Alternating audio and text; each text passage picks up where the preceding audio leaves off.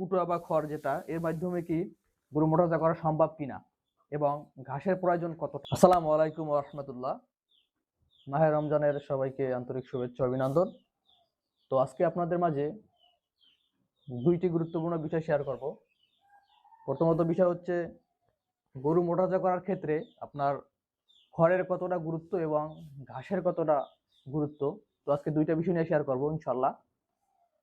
তো আজকে ভিডিওটা একটু লং হইতে পারে, তো আশা করি ধৈর্য ধরে যদি ভিডিওটা আপনারা দেখেন তাহলে অবশ্যই আপনারা ভালো কিছু শিখতে পারবেন ইনশাল্লাহ। তো প্রথমত আসি, আপনারা খড়ের দ্বারা কি এই যে কুটোয়া বা খড় যেটা, এর মাধ্যমে কি গরু মোটাতাজা করা সম্ভব কিনা এবং ঘাসের প্রয়োজন কতটা। তো আপনি যদি দীর্ঘমেয়াদী গরু লালন পালন করেন, অর্থাৎ আপনি যদি 1 বছর অথবা 6 মাসের প্রজেক্ট আপনার হয় যে আমি 6 মাস বসে আমি গরু লালন পালন করবো, মানে 6 মাসের ভিতরে ফেটেলিং করবো, তো সেক্ষেত্রে আপনি কুড়া ঘাস মিক্স করে দুটোটাই খাওয়াতে পারেন। এবং আপনার যদি স্বল্প মেয়াদী হয়, যেমন আমার মতো 2 মাসে গরু ফ্যাটেলিং করা এবং অথবা 70 দিনে অথবা 3 মাসে যদি গরু ফ্যাটেলিং করার যদি আপনার প্রজেক্ট হয়ে থাকে, সেক্ষেত্রে আমি আপনাকে বলবো একদম এই যে শুকনো খড় দিয়ে আপনি কিন্তু গরু মোটাতাজা করতে পারবেন ইনশাল্লাহ। তবে আপনি গরু মোটাতাজা করার ক্ষেত্রে আপনাকে দুইটা বিষয় অবশ্যই খেয়াল রাখতে হবে।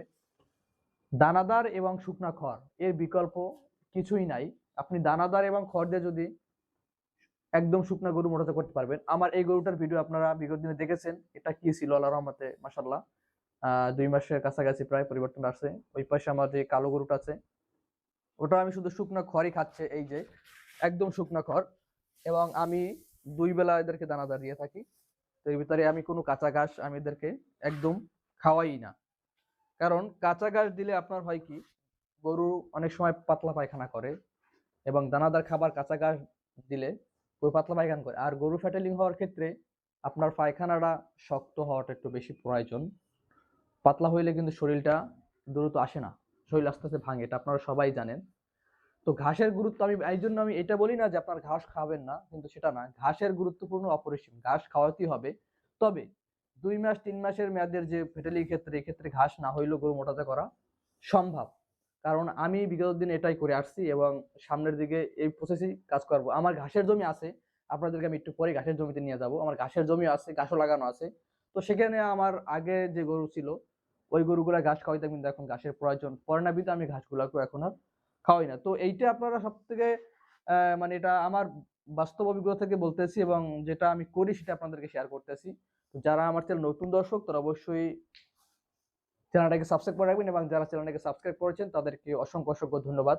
তো আপনারা সর্বপ্রথম মাথায় একটা জিনিসই ঢুকান যে একদম শুকনা খড় ছাড়াও আর দানাদার খাদ্য দিয়েও গরু মোটাতাজা করা সম্ভব। যারা করবেন তাদের, এবং যারা দীর্ঘমেয়াদী, তারা ঘাস, সাইলেজ বা বিভিন্ন যেমন মুলাসেস এসবের দ্বারা কিন্তু করতে পারেন। এটাও হচ্ছে করা যাবে না, বিষয়টা এরকমের না। তবে 2 মাস অথবা 70 দিন বা 3 মাসের ভিতরে যদি গরু মোটাতাজা করতে চান, সেক্ষেত্রে আমি আপনাদেরকে সাজেস্ট করবো যে আপনারা দানাদার এবং শুকনা খড় দিয়ে গরু মোটাতাজা করলে খুব দ্রুতই ফেটেলিং হয়ে যাবে ইনশাআল্লাহ। নিয়ে আসলাম এখন আমার এই ঘাসের জমিতে। এই হচ্ছে আমার ঘাসের জমি।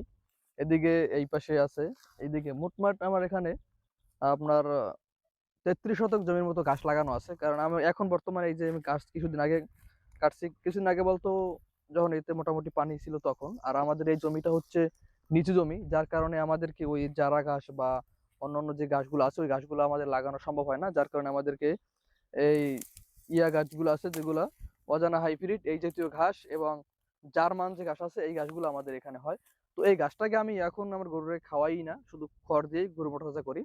এবং এই ঘাসগুলো আমি একটা সময় খাওয়াই, সেটা হচ্ছে আপনার বর্ষার সময়, যখন আমাদের খড় অথবা কুটা, আমাদের খড়ও বলে কুটাও বলে, ওটার যখন একটু মানে টান পড়ে, অর্থাৎ যখন শেষ হয়ে যায়, তখন আমাদের কি ওই কুটা এই ঘাস দুটোটাকে মিক্স করে তারপরে আমাদেরকে দিনগুলো পার করতে হয়। তো এই ছিল মূলত আজকের ভিডিও ভালো লাগলে অবশ্যই চ্যানেলটাকে সাবস্ক্রাইব করে রাখবেন এবং যারা পেজ থেকে দেখছেন অবশ্যই পেজটি ফলো করে রাখবেন। সকলে দোয়া করেন আমার জন্য, আল্লাহ তাআলা যেন আমার এই ব্যবসাবিতে বারাকাত দান করেন। আসসালামু আলাইকুম ওয়া রাহমাতুল্লাহ।